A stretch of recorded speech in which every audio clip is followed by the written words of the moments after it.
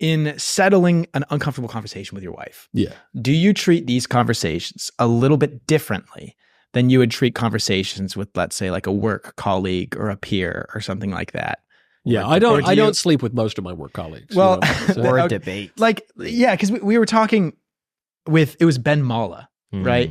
And I think I asked him something like, how do you approach difficult conversations or debates with your wife? And he just said, she's right all of the time. Oh, that's so gay. That's so gay. He defers to her. Oh, that's happy wife, sad. Happy life is what he says. Oh, no. Oh, that's he says, though, he handles the business. He handles the business and the finances and the big decisions. I don't want to. She will do everything Ben else. Mala. I don't know. But when it comes to the business, he's doing that. Okay, Ben Mala, I just got to say, he's a saint. I'm sure he's a great guy. I feel bad. I just called him. If you met him, you would love him. I'm sure I would. So I feel bad that but the view that he was articulating is so gay and cuckolded, actually. And so but what if it works for him? It doesn't. It doesn't. Seems like he's pretty happy. They've been married, might be. what, 25 years? Something like that. Yeah, because of all the other great things in his life. I'm sure he's a great guy. I really don't mean to diss him, but that view is like a feminist view. It's very sad because the question, you ask, how do you settle an argument? I take my wife's views into consideration all the time. In fact, she practically, to give your pal credit, practically, she probably makes many, if not most, of the decisions around the house. What are we going to do on the weekend? What are we going to have for dinner? What are the boys going to wear? Who are we going to see? Where are we going for the holidays a lot of the time? But in our household, we do this a little the old fashioned way. I still view the husband as the head of the household, which is an office that, is not exercised explicitly all the time, but sometimes it is. If you really come to a final impasse, the husband is going to decide. That's my view. Because the alternative is the wife is going to decide. And that doesn't seem right to me. That's not how any culture has ever viewed it properly. That's not how Christendom, has ever viewed it.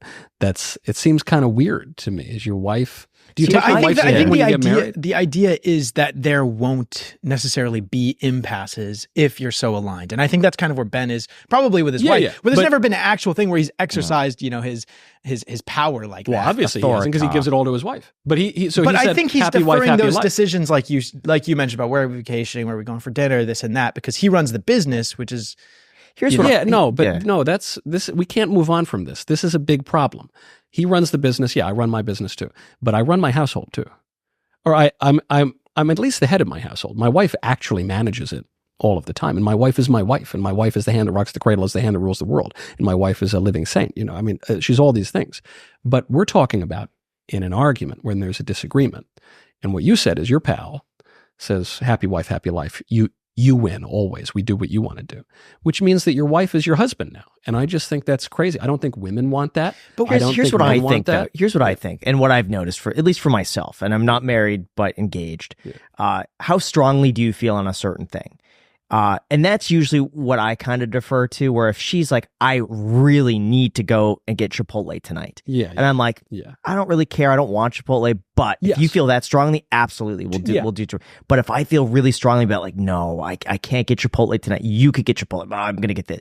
It's really like, who wants something more? And if she feels more strongly about one thing than I do, then it's her. But if I feel more strongly about one thing than she does, then it's me. And then how do you know that? How do you measure that? No, I really feel more strongly. No, I think it's a discussion. I believe when she said this is like really, like there are certain things that she said, this is really important to me, that you're here for this, or that you do this one thing. This means a lot. And if I don't match that same level of conviction, I'm fine with it. If we get to a disagreement where I'm like, I'm really against it, you're really for it, sometimes we'll sleep on it and just talk about it. And then sometimes we could just say, well, we'll agree to disagree on this one thing. I'm okay with this. We'll move on to the next one. So you'll say, we agree to disagree, but I'll do what you want to do. No.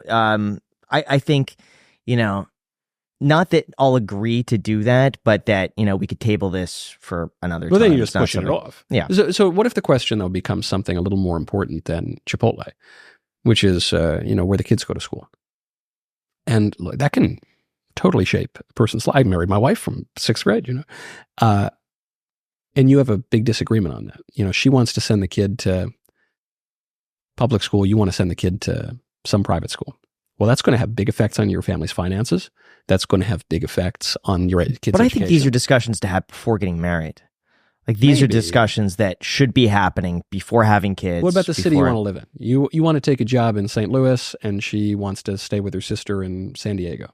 Well, that was a discussion that we had when we left California, moved to Vegas. Was a big discussion, and so I took her opinion into consideration. She took mine. I talked to Jack about it. I mean, it was not just an overnight like, all right, let's go and move.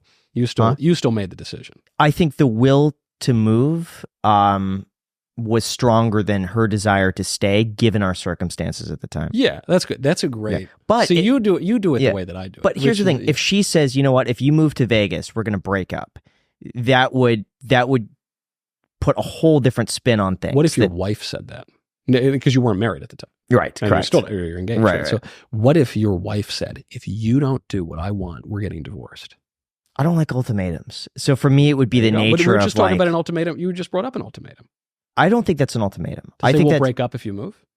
I think that would be something that she's entitled to that opinion and not wanting to go somewhere. I'm not going to force anybody to move where they don't want to move. What if she's it your would wife? be something. What if she's your wife though?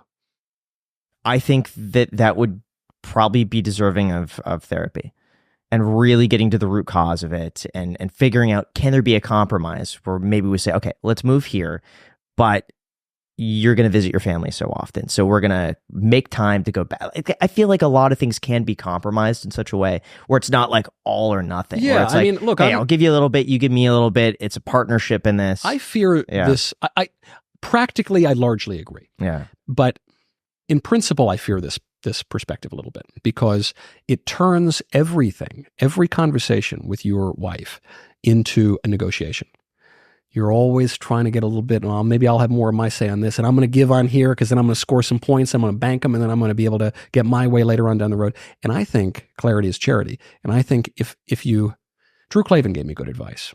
He said, keys to marriage, don't sleep with other people, throw out feminism.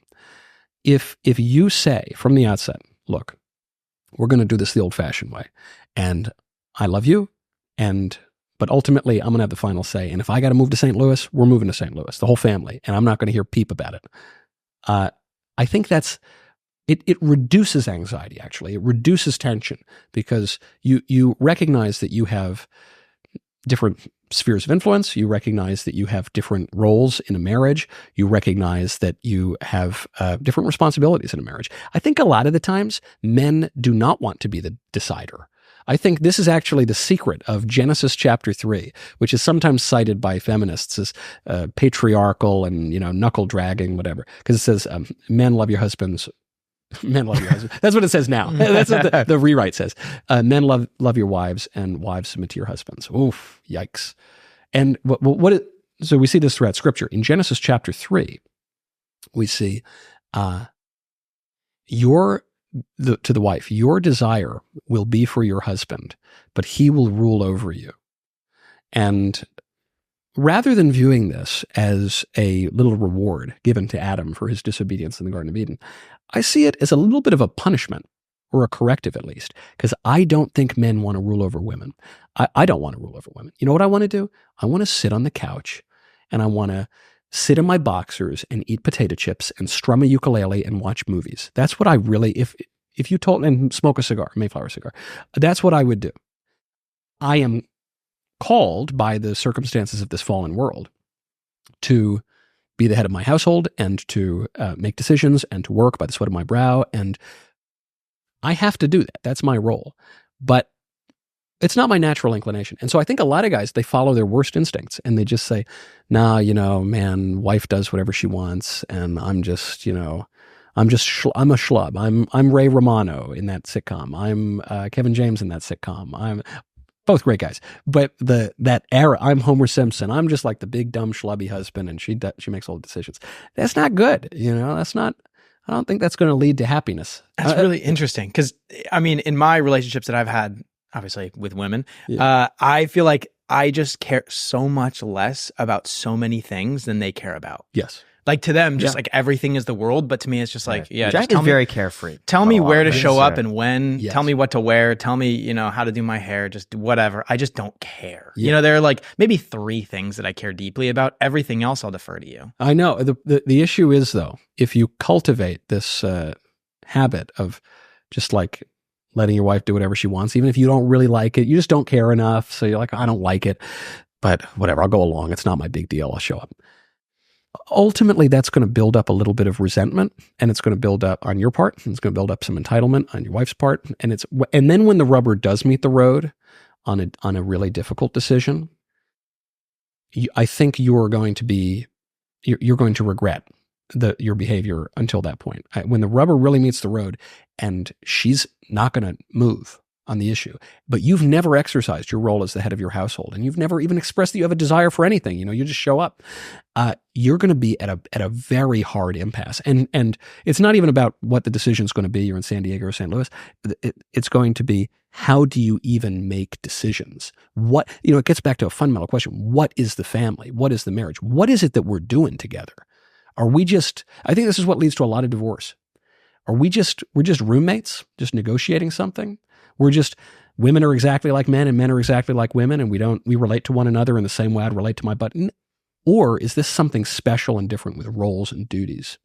I think it's the latter.